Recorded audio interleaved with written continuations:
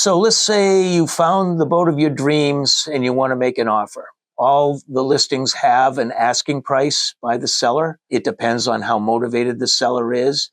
Typically, we would say you come in at maybe 10 or 20% under that asking price. Obviously, it's going to be contingent on the survey. As part of the negotiation, it's important to know if the buyer is a cash buyer, if he's going to need to finance it, if it's contingent on financing, if it's contingent on insurance. It's important to know where things stand before you start the whole negotiation process. Beware of lowballing. Sellers do not like to be lowballed. They consider it an insult. So it never works that way.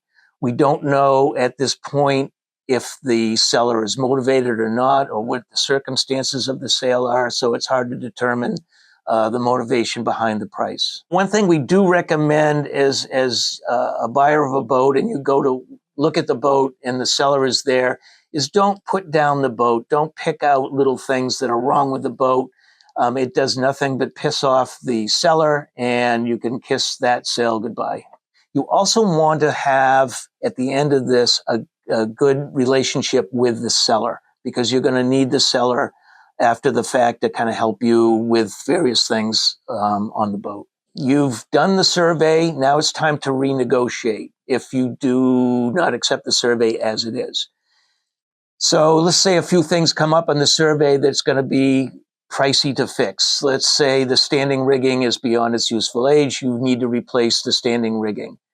You can go back to the seller and say, it is going to cost me X dollars to replace the standing rigging. I'd like to take that off my price. Sometimes that works. Sometimes you split the difference. Again, it all depends on the motivation of the seller.